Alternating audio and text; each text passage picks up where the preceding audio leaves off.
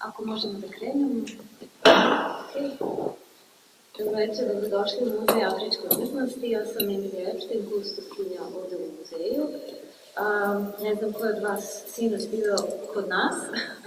Imali smo otvaranje izložbe koje ste sigurno sam imali prilike da vidite u bašti svakako pre ovog našeg razgovora. To će biti naša glavna tema večeras, naši dragi gosti, sigurno ih već i prepoznajete, Gali TIbbon, autorka fotografija koje vidite u bašti muzeja, i David Pužato, direktor Beogradskog meseca fotografije, zahvaljujući kome je ona ovde i sa kojima smo evo prvi put otpočeli saradnju u, hajde kažemo konkretnije, u domenu fotografije na ovakav jedan način. Večerašnji razgovor će biti na engleskom, ovo sam ovako kratak uvodni deo, nadam se da ste se zagrejali.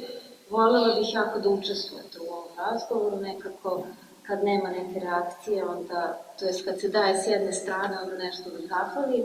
Eto, slobodno stvarno pitajte, možete i da prekidate, zaista bi bilo lepo da u krajnjoj liniji, pošto se ovo snima, da napravimo neku atmosferu koja je komunikacija, ne samo naš ovako govor ex cathedra, skoro tako ispadne.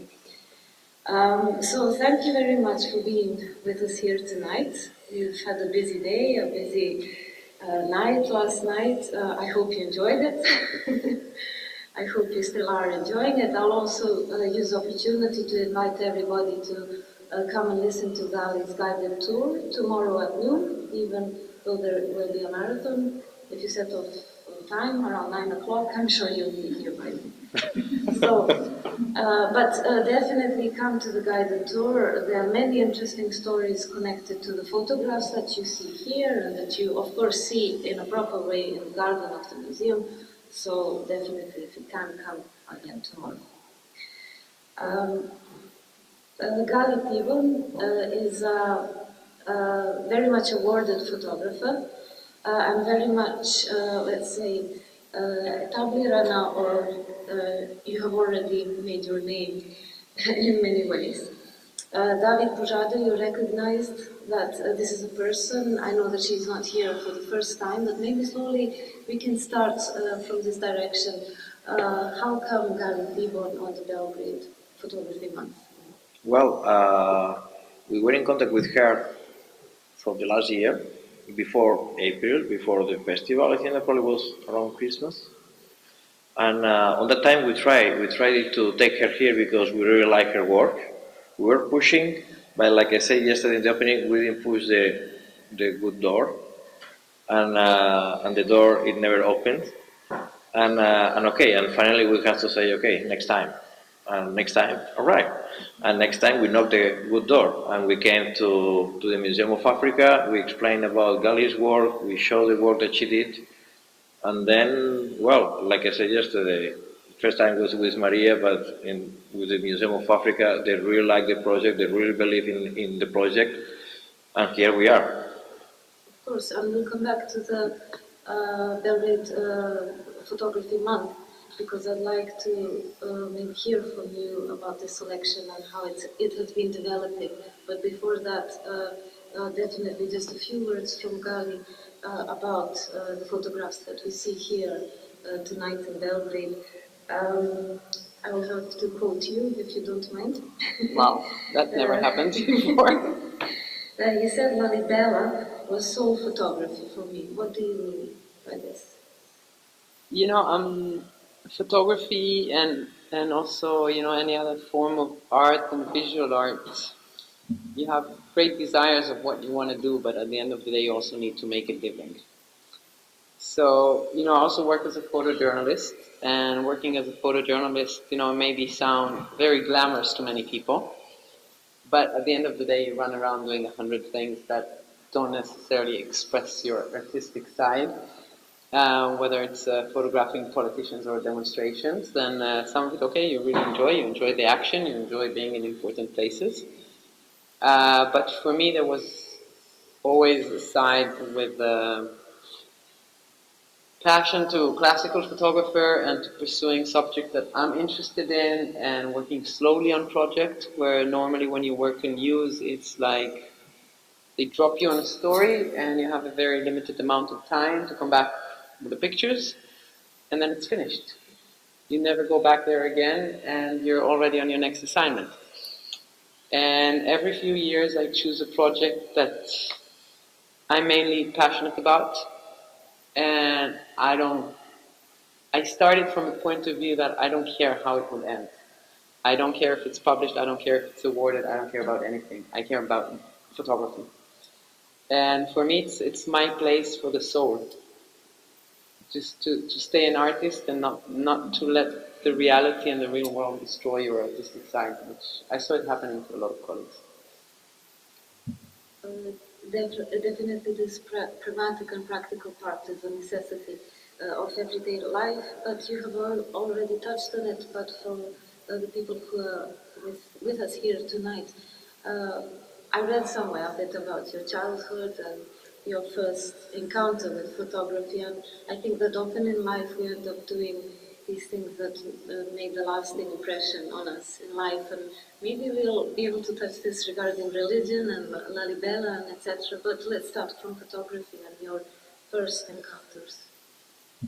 Well, I started photography when I was about 14. I had a grandfather who was an engineer, but I think deep down inside he was a frustrated photographer with a Leica and with a lot of drawers full of slides. And he died when I was a kid, but we still had his book library. And I remember as a kid going through some books, and I opened, it was like this Life magazine, pictures of the year 1955 or something. And they used to publish every year Life magazine, like not a magazine and not a book, something in between with the best pictures of the year. And it was incredible black and white images, grainy. I didn't even know a camera could do those things. Because I think when you grow up as a child, and especially when you grow up in the 70s and 80s, you're like the Kodak generation. So that means that your parents kind of made you pose next to something and smile because we're just taking a picture and the film is expensive, and you think that this is what the camera is supposed to do. And I think that moment that when I opened those books, and especially a very particular one, it was like some kind of a revelation that I had no idea that a camera can do something that has the quality of a painting. It was really grainy black and white image of, and I was like, wow, can a camera do this? Do we have a camera in the house? And of course they said, no, don't touch the Leica, you're just going to destroy it because you're a kid. And then I started to look into it, and actually I registered as a young teenager into a photography course at the Israel Museum in Jerusalem. And I was the only child because the rest were adults. And since they wouldn't let me take my grandfather's Leica, I had to buy, we got my first used Canon camera because, she's a kid, she'll change her mind in 5 minutes, so she needs to play with something, it shouldn't be too fancy.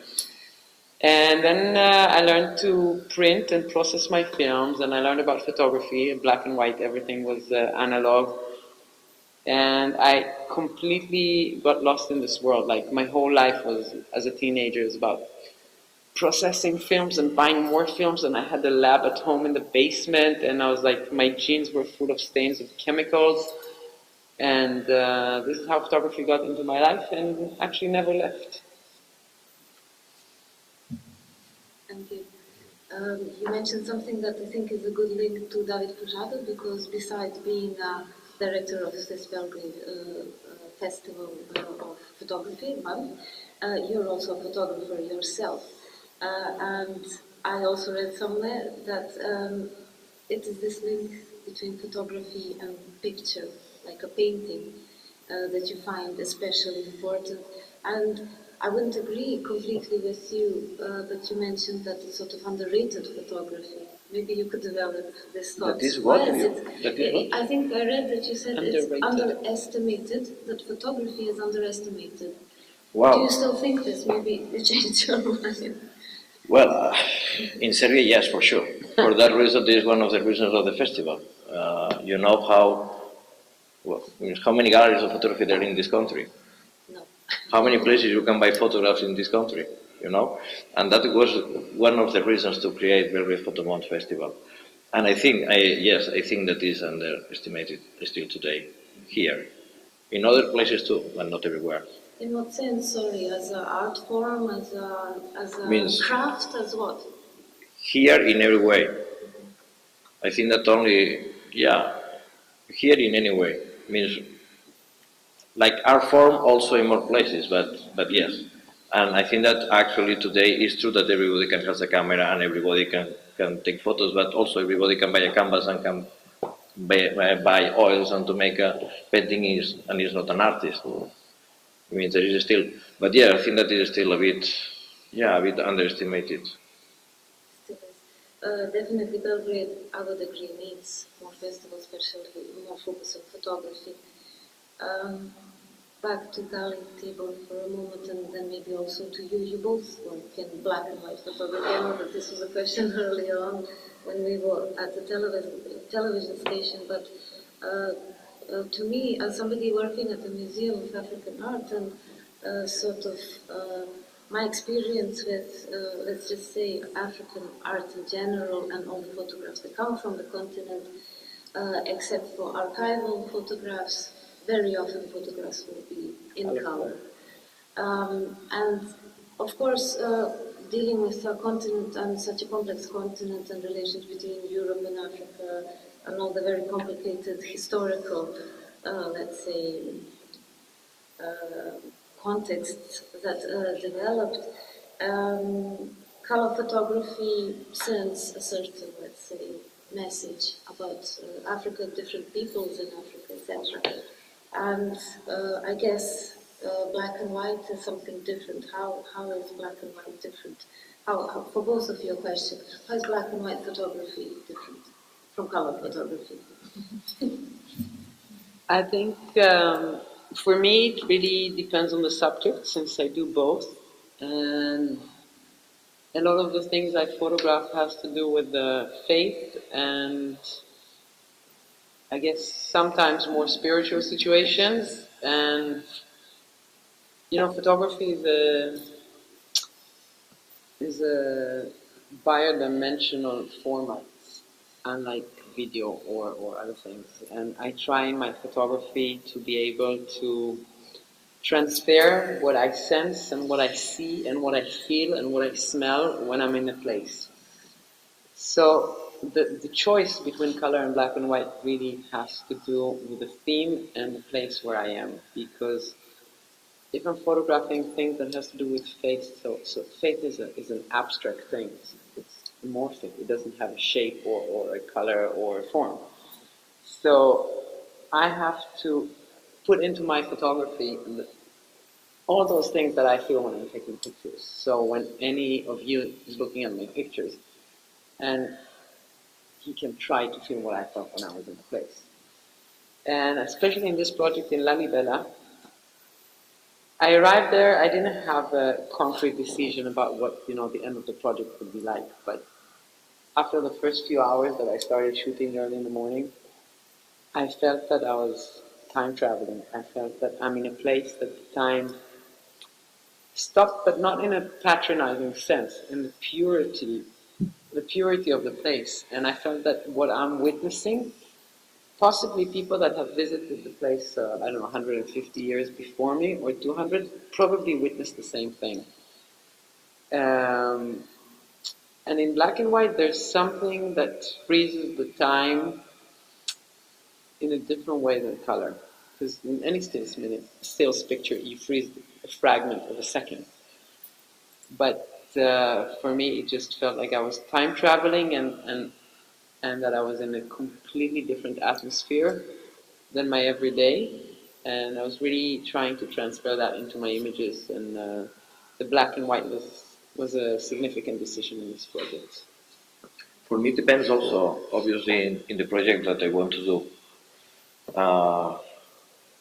It means I remember I went last time when I was in India. I was shooting. I don't remember now. It's the most popular festival in India. It was everything colorful. Yes, it was extremely colorful. But I shot it in black and white because it's how I feel it.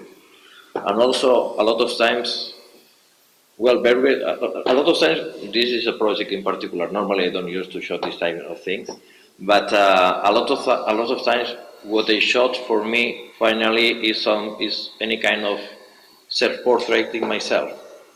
Also, if it's a building like in Belgrade or an object, myself rarely, or shooting somebody. And then in that cases, I use a lot of times black and white because somehow is how I feel myself. I am not means I am a positive person, I am a happy person, I am blah blah blah blah. But in my deep, I am not. I know these two dimensions of myself, and finally, when I am shooting, when I am using the photography like a medium to express myself, finally the deeper is going out. And then for that reason, a lot of times I am using the black and white. And yeah, also in the last time, I never did it, but in the last times I was shooting some landscapes, very particular because it's how I felt myself. And I also did it in black and white. Means doesn't mean that I am shooting everything in black and white, but yeah, when it's so personal, normally I do. Also, well, yeah, I forget something, but yes. And well, I have to say that when I started with the photography, for example, for me, I was starting to take photos, and I felt suddenly that the photography for me was any kind of, how to say, a therapy.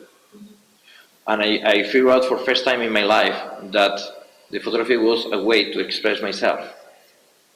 And also in that time, I was expressing, means I was putting myself naked there. I mean, I was showing myself, and then also from this beginning, I used a lot of times the black and white. I suppose that it was somehow there, with no explanation in that time, in that moment. I think I understand, but definitely there's, unfortunately, Gali is, let's say, our guest, and we don't have, well, because I wanted to have this conversation on a photographic level, but unfortunately, but you can go online and see David's work. But I think it's always interesting to juxtapose two photographers. And it turned out that you were quite different. I mean, okay, you used black and white photography in the ways that you did, but you mentioned your search for melancholy, that you find even Belgrade sort of grey and sad, often at times. Whereas then I was thinking about Gali's photographs, and they are not sad. They're very much, the moment really is caught. And I think definitely now we maybe even notice, or maybe you can explain, do you put yourself, or do you channel yourself through what you photograph, or is there that photojournalist behind you, or trying to be objective, maybe, or more or less present? I think, in a way it's a bit naive to say that you put yourself on the side, but I think no one can ignore a person with a camera in the room, especially the cameras professional photographers use are quite big. So yeah, that would be like ideal. But at the end of the day, what I try is to assimilate myself with the people I am, to spend enough time that people get used to my presence and my presence is ignored. Not to jump into a situation and jump out. Just, even if it takes 8 hours, till I get what I want to get or what I was thinking I came for, I will spend those 8 hours, because it's also a process with the people you're photographing that at some point you do become invisible. But that's something very has to do also with your how you react to people and how you communicate with people, and the respect you show when you take pictures towards the people around you. And for instance, in La Libella, for me, you were in a small town that on a regular day maybe has like 3,000 residents, and during the pilgrimage of Christmas, it inflates into a town of like 30, 50,000 people. And it's a small place, and masses of people are trying to get from point A to point B. And what I do, I go with them, because for me, my journey is their journey is my journey. I would stand in the queue. I managed to do okay on that level, and it's always intriguing, especially when you go to a completely different culture, different customs. You look different. What can I do? I do stick out in Ethiopia. But you know what was really amazing in Ethiopia, that I thought in one of the first trips that more people would be like, here's a Farangi, which is what they call the European foreigners. And actually, no, they didn't really care about me, most of the people. And I met people that have never met a white person in their life. And I've met their people that they've never seen a building in their life because they live in tukuls, like the one you have here outside. So when they come to Lalibela and the priest tells them that this magnificent place, which is a UNESCO heritage site, was built by angels and they've never seen a building, they open their eyes and for them it's like just descendant from heaven. So it's more, for me, it's like a journey about the people and of the people, and many times, even if I don't speak the local language besides 5, 6 words, I manage to communicate with people without words. And when I reach that level, I'm starting to reach my level of photography that I aspire to. It's not being the outsider, it's trying to be something in between, because I could never be one of them, but I don't want to be the outsider like you see often, I don't know, Asian tourists with long lenses. You've seen it probably in India and other places. They don't want to mix with the local people because it's too dirty and too disgusting or something, and they just stand from far away with big lenses. That's not my way. I would go in with a crowd, if they have to spend 5 hours outside the church to catch a spot for the ceremony, I would be next to them for exact same 5 hours.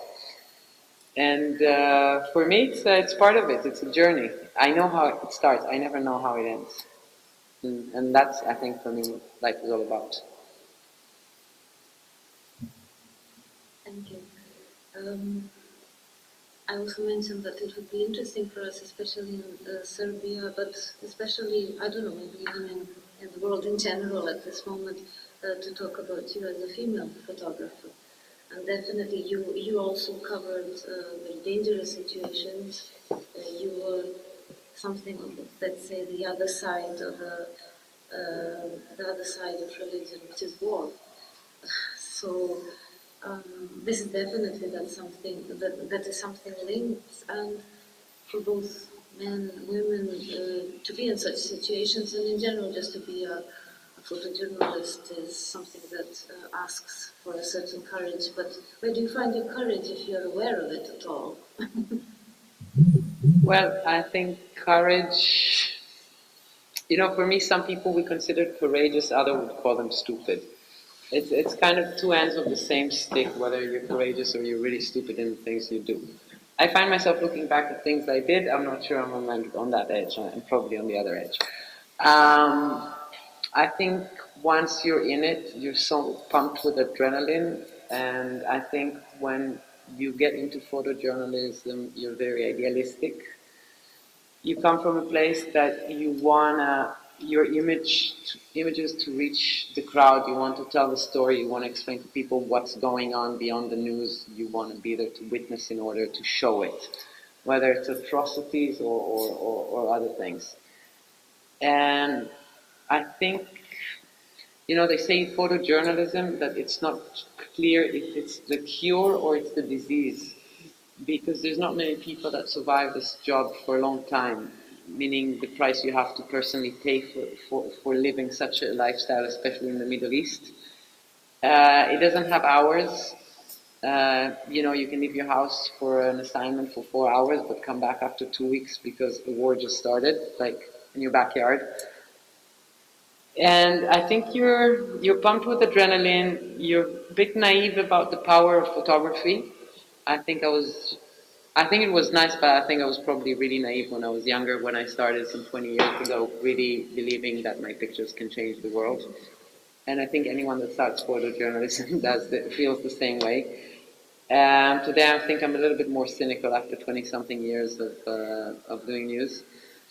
No, I do believe in power of images, and also when I was a student, one of the papers I wrote was about images, that were published in Israel that changed something in the government's policies, that the impact that photojournalism de facto had in 3 specific images.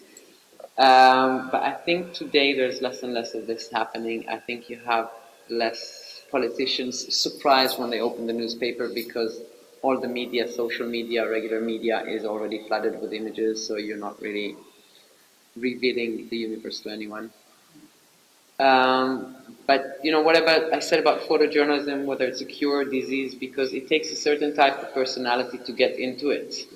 But on the other hand, that kind of job really helps a certain kind of people to express themselves. So it's not sure what came first, whether it's your lack of ability for stability and for doing the same thing over and over again, or whether it's not sure which end of the stick it is really. And you do end up doing things that you don't think about them, you react, it's instinct, you want to get the pictures, you want to be there, you want to get the best.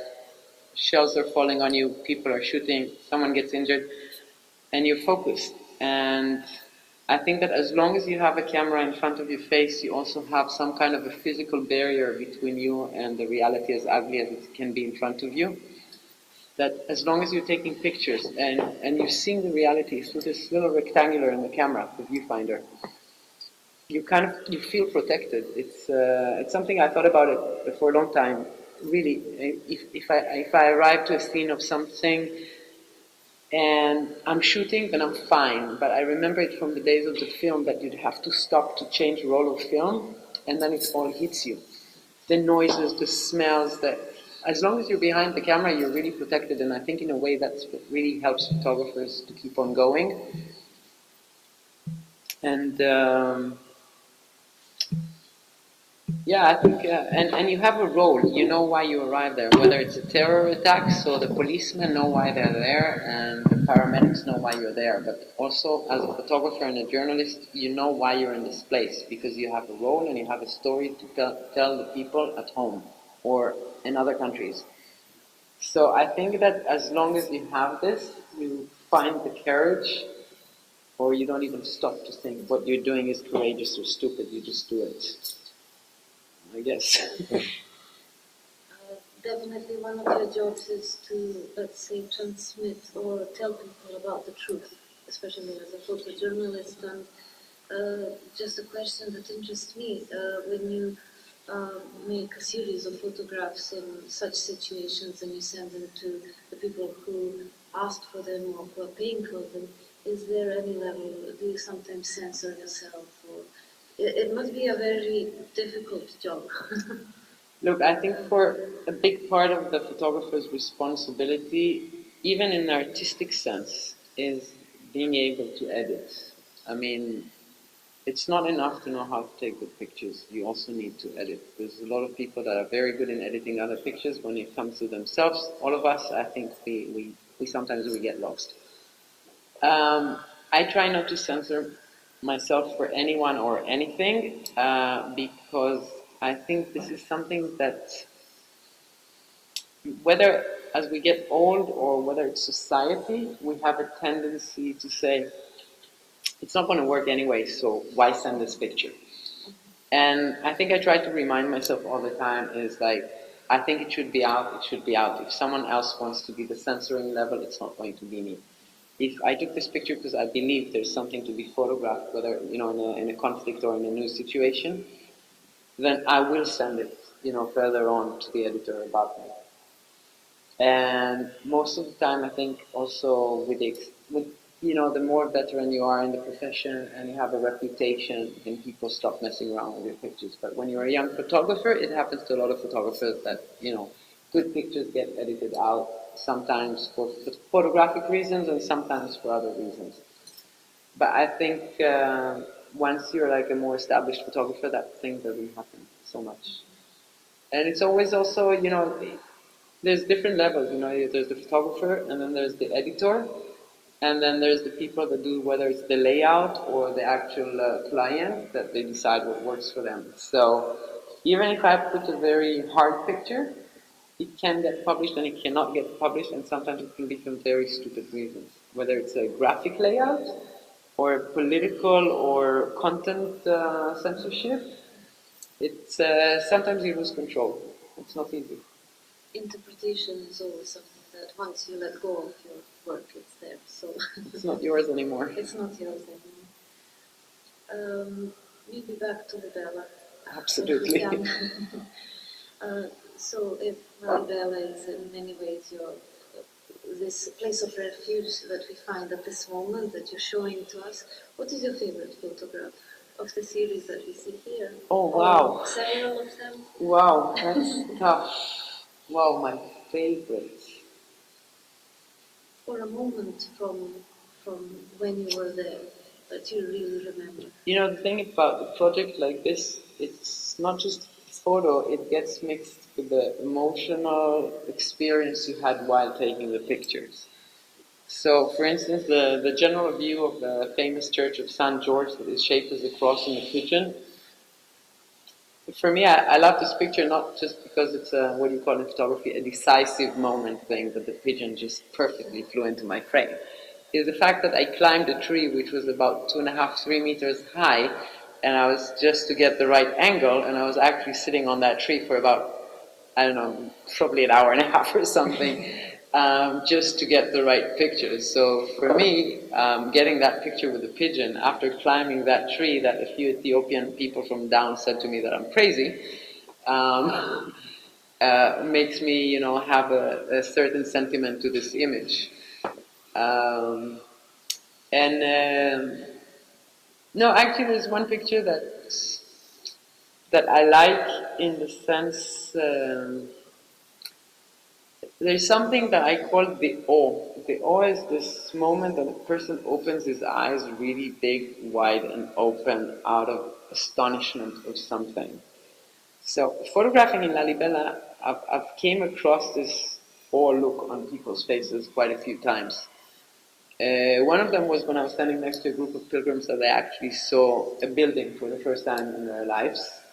And someone local explained to me like what they were like all like excited about, and you know, coming from a city like Jerusalem, you try to understand what it means for people to see a building. You know, we're born into buildings. Like there's buildings everywhere. We want them to be gone.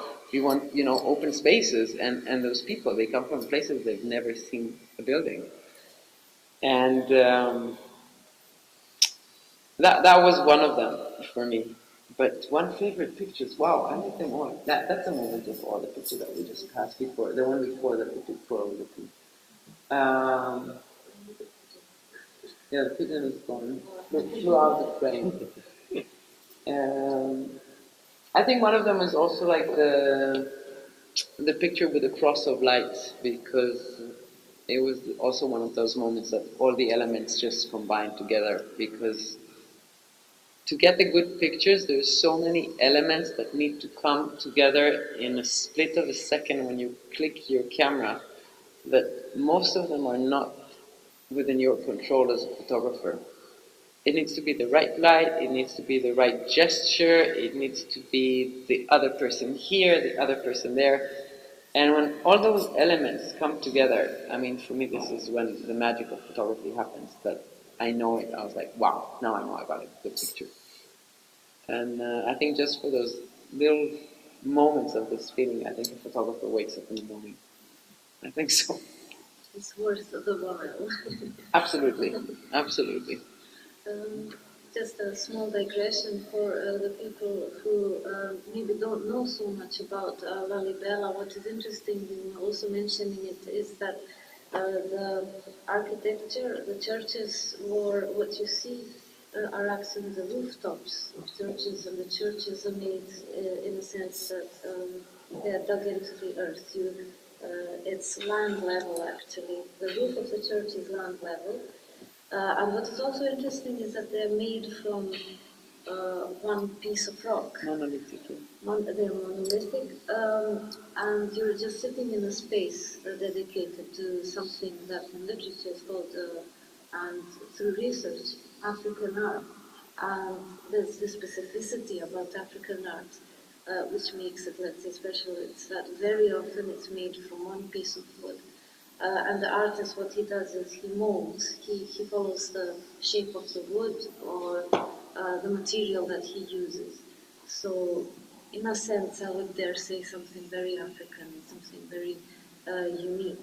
Also about Lalibela, the uniqueness of Lalibela is that I find it amazing. We didn't mention just the historical bit that in the Middle Ages, Lalibela was actually created because Ethiopian Orthodox were forbidden to go to Jerusalem on their annual pilgrimages because of Muslim ruler. And I like this idea. I like this idea of if you can't reach something, then you make it in your own place. So Yep. it's very sort of, it must be a magical place, and maybe some of you have been there. Very interesting, I'm sure.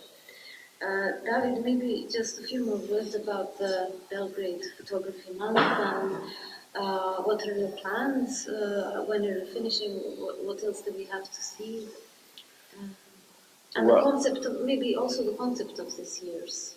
well, now in the festival, we don't have like a theme, because the idea is that the idea of the festival is that we have different locations around all the city, like here, this year 40, and then for us it has not proper sense to make only one theme and to split all around the city. It was an exhibition like is October Salon.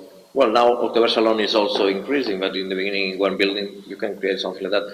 But for us, it's not the idea, because also we like to mix. Means photography is a very wide, is very wide, and then we like to include different kinds of photography, like documentary, photojournalism, fashion, sometimes what artistic or conceptual.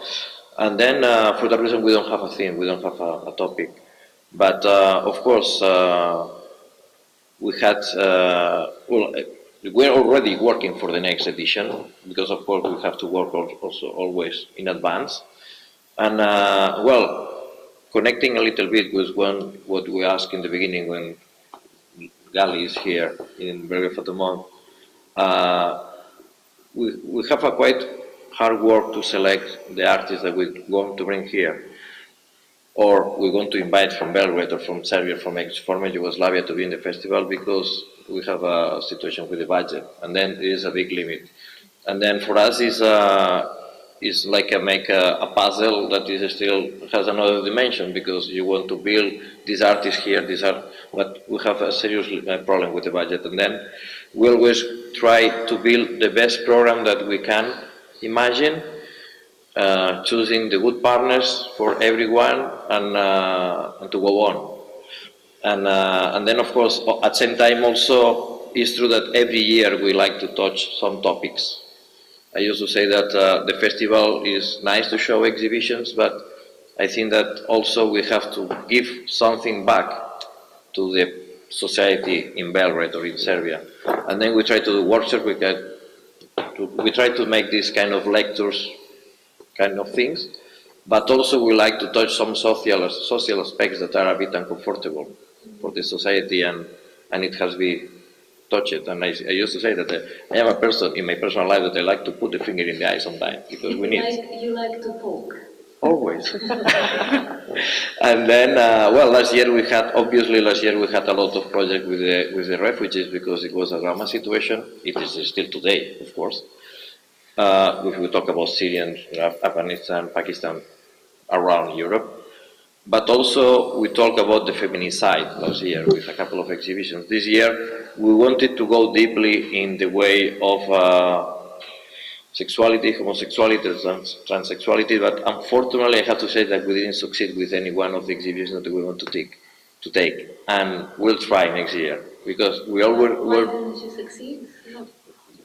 A matter of budget, like I say, because for one part means in both cases we connect with the two organizations that we can do it, and in the last moment they decide to put something different. And when you don't manage the budget, you cannot impose so much, and in the last moment they change both.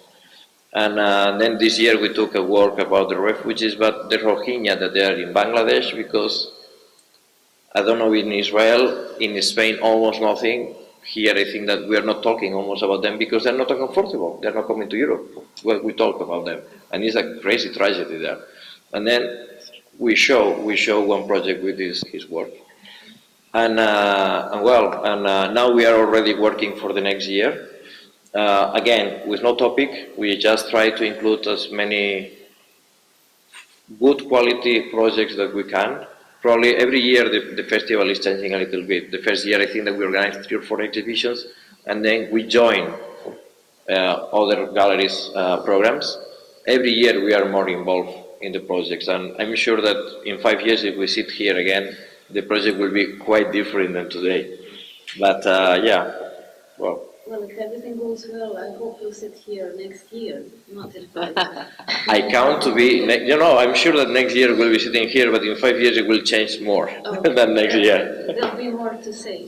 Yes. It's going through a country, and this museum also covered it through an exhibition, and also through different, let's say, documentary materials that will transformed into, let's say, works of art. But their documentary value was first and foremost, let's say.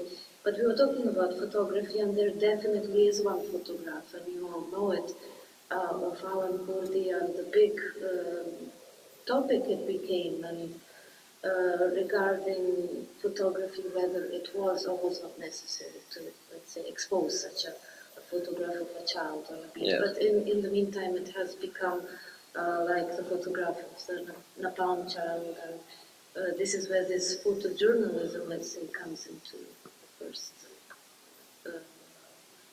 the first yes, level. place. So, just as a photographer, what was your impression on that photograph? Well, I obviously think that the things has to be shown, and unfortunately we have too many shit to show. Last year with a lot of refugee works, I say, or with Rohingya exhibition, that it's a shame that this person make this great job. Not beautiful, because it's not beautiful, but a great job, because it's a tragedy. But we have to see things, of course. Then we talk about before that the photographer means always when the photographer is shooting a photo, there is part of himself there. But of course, then it could be manipulation. It can be a lot of things, and means the line is quite difficult always. It's too thin, But for me, I always believe in one thing that I put in myself, that is the honesty. Means I want to be honest in my life. I want to live well every night. I don't know. It means this photo from Nepal that you talk, it means is what it is. But it means in one moment, of course, we are talking about 50 years ago, 40 years ago. Okay, it's something that not everybody can see these images, and I'm sure that if it was today, the American government, they will try to don't show it. But on that time was the way to show what was going on, and it's a bit today, like you told before. It's true that the photo, for me, I try to never censor myself, in case somebody else will do it. But at least don't do it yourself. But nowadays is strange because we have the establishment that is censoring a lot, and at the same time we have a cascade or millions of images going everywhere, and finally it's quite confusing everything. But like photographer means I think that you have to be honest, and we need to see what is going on. It's true that sometimes when I see some images in Facebook, I don't want to see them. And it's not because I don't want to be blind. I know that this shit happened, but I don't want to see it simply like that. But I know, but we need to be conscious what is going on. And it's true that also there is a lot of people that they don't think that means we can talk about the Holocaust. There is people that they still don't think that it exists. Means we have to show. It means we have to show what is happening. That's for sure. It's in cycles. The world remembers, forgets, and it goes around probably.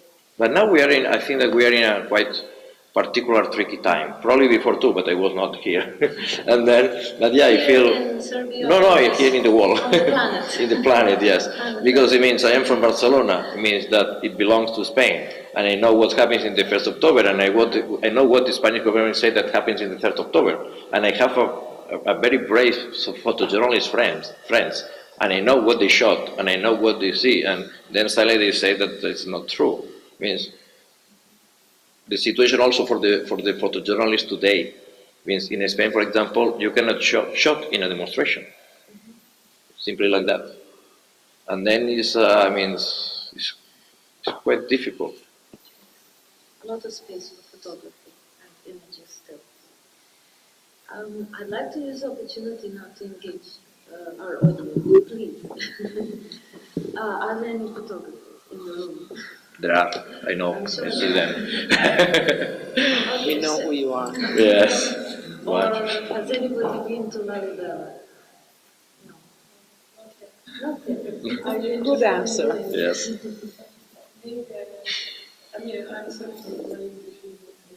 It's perfect. We understand. When you said about this African building, I actually saw it in Cappadocia. Maybe it's not like a cube, but it was actually also moving and it was like something that I had a connection between those two places. But I don't know, I was curious about, like, were you alone at that place when you Most of the time, yes. there was no. No. Yes, I want to say. I wasn't lonely for a minute. Like, I understand you. any other photographer also, somebody who was like from outside. Yeah, I've seen some other people with cameras. I don't know if all of them were photographers or not. The first trip I went, I had an Ethiopian translator with me, which was kind of easy to figure out the labyrinth of the place and what's going on and what's how the processions go and how they progress along the days towards Christmas. Because what's happening in Lalibela is that people start to make the pilgrimage to be there on time some month and a half before they walk. You have people leaving their villages a month and a half before Christmas to make the journey to get there on time, and by foot. Not by train, not by plane, not by bus, by foot. So it was, before, besides, every time I go on a story, I do a lot of homework, I do my really good research. I search in a lot of strange places, whether it's like religious sources or anthropological or even Lonely Planet or whatever. But once you get to a place, you need to figure out how it goes. So, for me, one of my biggest compliments regarding this work was that I think it was last year I was in Ethiopia for another exhibition, but about the other Jerusalem, my Jerusalem. And I was also working with Ethiopian photographers there and African photographers. And I met there like 2 or 3 really amazing young Ethiopian photographers that told me that my pictures from Lalibela was the reason that made them grab a camera and get into photography. And they said, this is our country. This is not so far from where I live, but yet I never thought to go there, and I never thought that, we go there, so we go with a pilgrimage with a family, but I never thought of the big picture of the place. And for me as a photographer, that was like the best compliment you can ever get from someone that actually lives in the place and you discovered to him something he didn't see in his own eyes in his own country. And even if there are other photographers, I think that in a way, this work about Lalibela maybe should get an award from the Ethiopian Tourism Ministry. Yeah, because there isn't a week that I'm not getting emails from people saying, "Oh, we want to go to Lalibela. Well, when do you think is the best time to do, or what is the best lens to take?" So The pilgrim store will not allow you to go back again. So yeah, that's also a price of the photography nowadays. That once you put something in, it's online and it's global, it's due to change within time.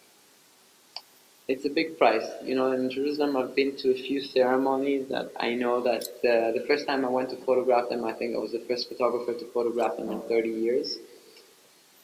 And then I realized that as much vanity as I have as a photographer that I want to show my work, I'll probably be doing something really shitty if I'm going to put it on the internet, and the next year there's going to be like 80 photographers coming there. So you have to know what you're doing, you have to know when it's worth to expose your work, and also when I work on a project, I work on it for a long time, very low-key, very discreetly, and only when it's ready, it's out. Yeah, and I think many people do end up in Lalibela, but for different reasons. Other people mostly they go to Lalibela because it's a UNESCO heritage site, because the churches are magnificent. Yes, the churches are magnificent, but for me the churches are the background for the people. It's like the setting of the movie because I care about more about the people and what that place means to the people. Yes, of course, the architecture you cannot ignore it, and it's what gives character to the place. Most other people with cameras probably would go to La Libera to photograph the buildings. But for me, I cannot take a picture of a building without people.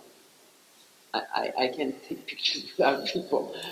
And so I think in a way that was like the difference of my perspective in La Libera than even that it said something new to the African photographers. I don't know if I answered your question, but No, no, so I mean, I know that I saw first time photos and to me I really, like I saw it this evening. thank you. I mean, I'm not some like I don't know which I can say about somebody work like, but I really felt that like, maybe it's not nice to compare like, but like, because like from not childhood, but when I find it like 10 years ago, when I was so guided, That's a nice no, compliment. really, for me, I started, and I find that for me, so guided was like, what is this? I mean, not only For many of us. this is like, it's not only documentary photography, it's like art. Wow, thank you. I mean, but it's like how somebody, and why I ask like this, like, to take all the time, but because I have few situations and in the life in some zones that are not so actually Kurdistan and around, but I was working with children, and I had always like a good photography, I had a camera, and a lot of times like, it happened, I did some photos, and they are somewhere, like in iPhone, and I keep them, and a lot of times they had this photo with me, and I was like, I couldn't make photo because it was not, and this is like, because like all of you, like, who has bigger experience, you can like, to break this really, how to do to stay calm and put in a situation like that, because like some Syrian children, families, and stuff, but it's like this we take and not to document. So that's why I ask also like if you were alone there, and like because it's very, I believe, hard, like if you just. But you also have to understand that, you know, for me, for a photographer, especially that comes from the news side, there's no such thing as leaving your house without a camera. It doesn't matter if you go to a bar at 2 o'clock in the morning, you have a camera, maybe not all the gear, some gear. So for me, the camera is like an extension of my arm. Like, you know, I have the bracelet and then comes the camera. And actually here I feel like kind of half naked. I'm like half on vacation. I have a small camera in the bag, but I do have a camera in the bag. So for me, I don't have this thing that you're describing because I've been doing it for many years, and it's a way of life. And the camera is as natural to me as to have a conversation with you. So I think, you know, if you want to take pictures, you have to overcome this shy moment, but keep this shy and translate it into sensitivity towards the people that you're around. Because I think we all have great instincts, we just need to learn to trust them when it's the right moment and when it's the wrong moment to pull out the camera. And I think this is something that really makes a big difference between what's a really good photographer is the one that respects the people that he shoots and knows when not to shoot. I have to say that yesterday when we were in the opening, and well, first, I suppose that the people, when you are with the camera, they feel that. Means, for one side, they feel your naturality, and then it's not like if you take a camera or be in some situation that they feel, because they feel your energy is a bit strange, but in your case, not. And also, yesterday when the priest, I don't know if I can say priest, arrived, Yeah. I don't know, I was talking with Nathan or somebody here outside, and I say that means we can feel your energy when we talk with you, it's obvious. And one very important thing is how you respect the person to who you will shot, because there are a lot of different ways to shot. And when we talk about the refugees last year or 2 years ago, I saw some photos that for me were absolutely unrespectful, and I cannot accept that. But in your case, it's different, and I think that just for how these people that you shot them in Jerusalem, how they came, how they love you, it means you can feel absolutely the respect that you take for the people that you are shooting, and that is I try. giving all the doors and is opening all the hearts, I suppose. It is. I mean, it's a challenge, and I don't know, I think it's something that, it's not the photography gave me, but it's something that's probably had to do with my personality before, but it's definitely the way to do things, because if you steal a moment and you do things without respect, it doesn't look the same way as if you do it from a different point of view. And for me, really, one of the main things that I try to keep conscious is to know when not to photograph. That's for me something, because photographers are like junkies. Until someone tells them stop, go away, there's no more light, go, they will not stop. Even if you're doing a portrait, they will do another one, or just this angle, or we'll do just this. Or if you're photographing a demonstration, you're like, yeah, okay, I got the pictures and I need to leave to send them to the newspaper, but yeah, maybe I'll just stay here and I'll do this angle, or maybe It's never enough. It's addictive. And the important thing is to keep the dignity and the respect for whatever you're shooting, and it doesn't matter if it's a priest or a child or a refugee or a prime minister. Like, to trust your intuition, just because I think we all feel, we cannot ignore that somebody has, like, I don't know, whether it's negative energy towards you or something, or you feel that they're shutting down. We have those instincts, all of us. We just need to learn to listen to them and trust them.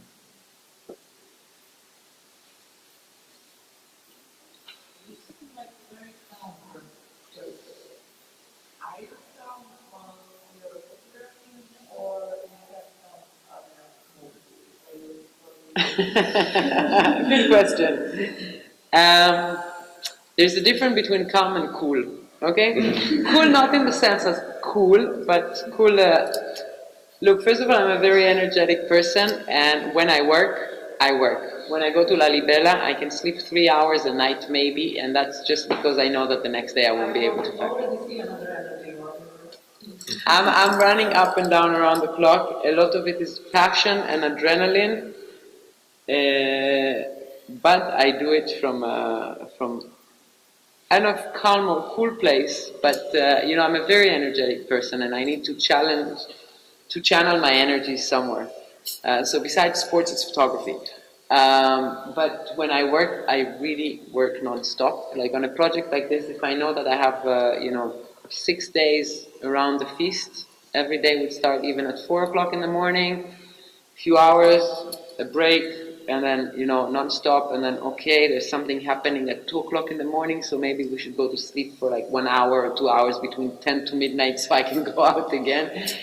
And it's not very rational, it's not very healthy, but then I'm like completely drowning in the subject, and something like this. But I do everything calmly, like, I run around, but in a calm way. It's true. One question. Do you have a camera in your lap? Do you want to say something or not? No. Okay. No. Okay. I had one question on the photos. As I saw it, The lady, the baptism. Yeah, this picture actually is the one that brought a lot of curious questions. What we see is a baptism, but it's not a regular baptism in Christianity that, whether a child is born or someone like renews his vows with God. This is the baptism for fertility. Ethiopian church has a lot of traditions, superstitions, and myths like any other culture. So, in the story behind this picture that, next to one of the 11 churches of Lalibela, there is a little pool. To be honest, it's quite disgusting. Sometimes the water is completely green there, sometimes it's transparent. And the tradition says that women that cannot have babies and have fertility issues, they should come to that pool on the morning of Christmas, early in the morning in the morning of Christmas. And the baptism should be full immersion in the water 3 times, and that no one should be in the water with her. In a regular baptism, you have a priest together with you in the water, or submerging you, or whatever. But it's just a woman, and she's lowered in a rope from the ground level into that pool 3 times, and she has to go full immersion with the head and everything. And then they say, I've never seen it happen, but they say that the following year on the Christmas, they come with their baby to thank the miracle. So it's a very particular thing to that space. It's a superstition, tradition related to a specific geographical place and a specific time in the calendar. I've to do with holy water, but this thing is very particular to Lalibela, to that specific water source and that specific morning of the year.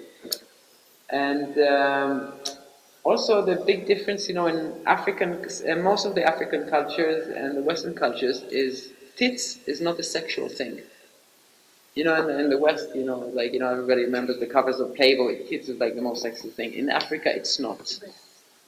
Tits. There's tits. I'm just amazed what you're saying, right? It's not that I didn't understand, I was just amazed that they're not.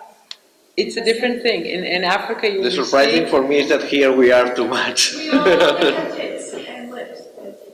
Yeah, no, but you'll see it in many African cultures, in many different, whether it's West Africa, East Africa, North Africa is a little bit different because it's more Muslim. But a lot of women are walking around topless, and it's not an issue. It's part of the culture. It's a way to feed your children. It's just the way you are. It's not a sexual organ of your body. The sexual organs in most African cultures would be the butt or the genitals, not your breasts. So there's nothing shameful or private in a way of being naked in front. This ritual, it happens in front of dozens of other pilgrims. And they all gather not to look at this lady's breast. They gather around to see a miracle in the making. And there's nothing secret about it, and there's nothing sexual about it in the sense of African culture. So I think this is something that most, people with Western eyes, they look at it and it's hard to understand it because it's such a big difference in the cultures, in the how you perceive something sexual and the human body. And, in all Western societies, human body is an obsession all day with fat, thin, big, small, this, that. And in African culture, it's just what it is, that's it. It's there and that's it. So, the rest is North Africa. But if you go deeper, East Africa. In Africa, I've seen a lot of Riefenstahl's pictures. You go lower and lower. Not just this. No, it depends. But I mean, Leni Riefenstahl also photographed quite a few decades before, and I think basically in the tribal societies they had certain standards, and I think whether it's colonialism, modernism, or whatever came afterwards had an effect on that as well. But it's one thing how people are dressed or undressed and how the society relates to it. I think in the sense that, the African society is going through transformation. You can see definitely, in tribes in South Africa that 30 years ago used to be half naked, and now they're much more aware of Western codes and standards, and they're much more fully dressed. But that doesn't mean that they will start relate to breast as the sexual organ. But it's a process, it's happening. The West is getting everywhere in that sense. And the same with Leni Riefenstahl. There's different theories about her authentic documentary level of work she did in Africa, how authentic everything was, or whether it was setups or anything. But definitely, visually very strong images, of Leni Riefenstahl from Africa. But also for me, what was amazing that this thing is not something a secret happening, you know, in a confined area with very close people. It's out there in the public, and everybody was there, but everybody came to see a miracle. They didn't come to see a woman with her breasts out. Yeah. So for me, that was the refreshing point, you know, coming from a Western society. I don't see much to work here. I see some photographs, some part of maybe some clinical moments with the shadows and the walls of the pilgrims are coming. It tells something from was it your intention to do this? Yeah, I mean, for me, like, it was trying to demonstrate, not demonstrate, but to like emphasize also the masses. So even if there's just two people in front of me, yet the shadows are of many more, and the place is just flooded with people, and it's mind blowing. If I had the chance to be in Lalibela, not around the feast on a regular day, and it's a very sleepy little town. And when you're there during the feast, then you know it just expands the population there in like whether they're staying, you know, in temporary camps around the town or the pilgrims, from a place of I don't know 3,000, 4,000 people to 30,000 people. It's mind blowing. But of course, when 30,000 people are in constant move, it's very hard to demonstrate the masses because they're all in different directions. So for me, part of it was to show, you know, the importance of the tradition and the masses of people. That they say that every Ethiopian must do the pilgrimage at least one time in his life, and that's something that also exists in any other culture. Whether it's in Judaism, the pilgrimage to Jerusalem, whether it's in Islam to Mecca, or whether it's our Haji friends from Serbia that we met that went to Jerusalem. So it's something universal, and but it's very particularly unique to Ethiopia the way it's done there. I didn't come across any other pilgrimage that had something such pure biblical elements to it. I don't know if it answered the questions, but So you said that you feel like the time has stopped in a way, but today pilgrims who go even to Lalibela, they have to become used to a lot of tourists coming, right? What was your experience? How open are they? You know, a pilgrimage is kind of a personal experience, so how do they feel to be photographed? Are they aware? What was your my impression mostly that the people were so into their thing that they didn't really care about what they were so concentrated on the deeper level, like inside. I don't know if it was spiritual or religious or what to call it.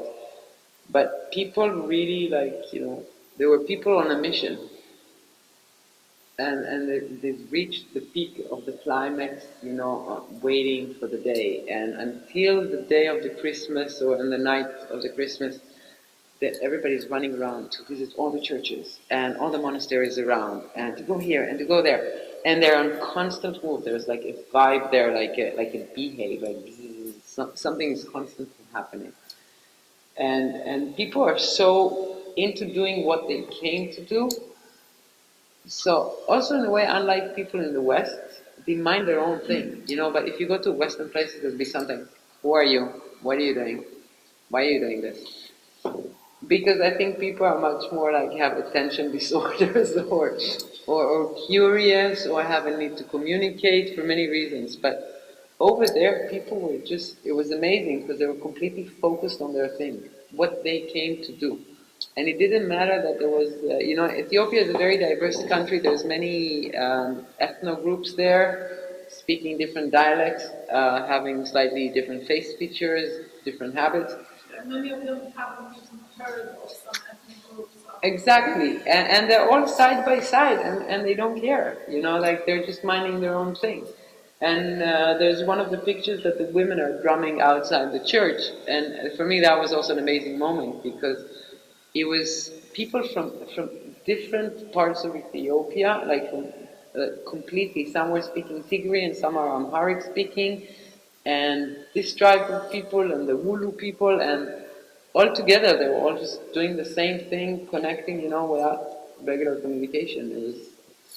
So I think that's what's really nice about it. The people are there to do their thing, and they don't let anything disturb them. But if you shot them in other circumstances, it means not in the moment when they are in the mission, how they react normally. No, people are very cool. I had also two very interesting encounters there with people that remembered me from Jerusalem, which was I thought it was insane. It was like, wow, really? And the woman said, yeah, on that day you were standing there and there and there, and I had someone translating. I was like, wow. And many people, when I do talk to people and they ask and they hear that I'm from Jerusalem, for Ethiopian Orthodox people, it's like, wow, people want to touch your hand.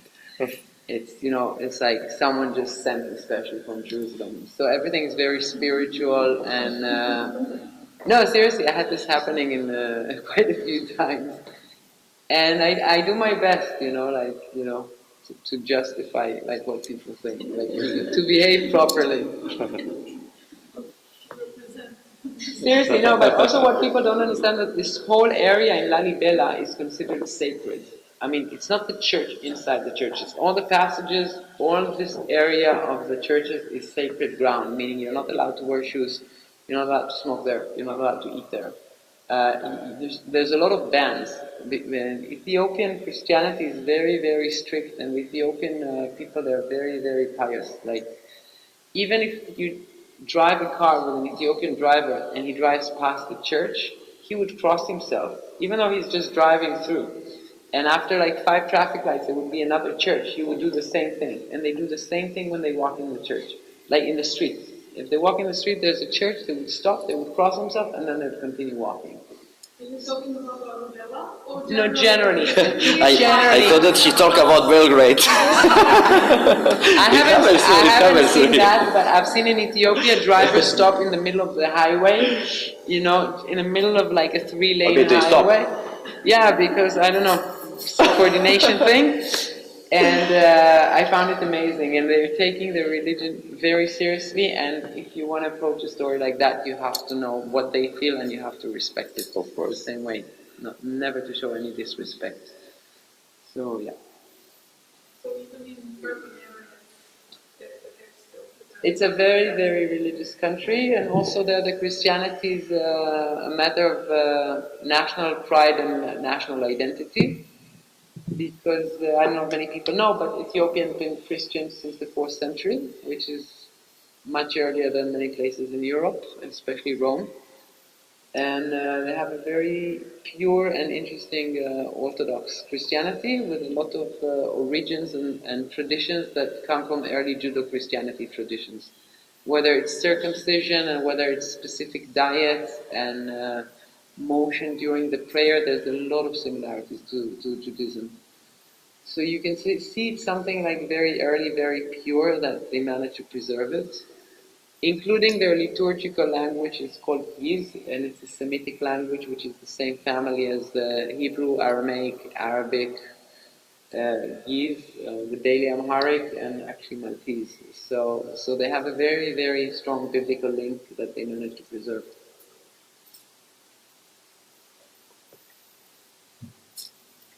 Thank you very much, Gali. Thank you for coming. For giving us so much, and also David, thank you for being here. And also Thank you for bringing me here, the two of you. The two of you together, the museum and the festival, thank you. Actually, and it was nice to make this reflection on Lalibela. To be honest, I was keeping these stories for tomorrow. There will be plenty of more. Each picture is a story. About more comments on the photographs. So, if there aren't any other questions, please come again tomorrow, or just keep in touch in any other way. Thank you.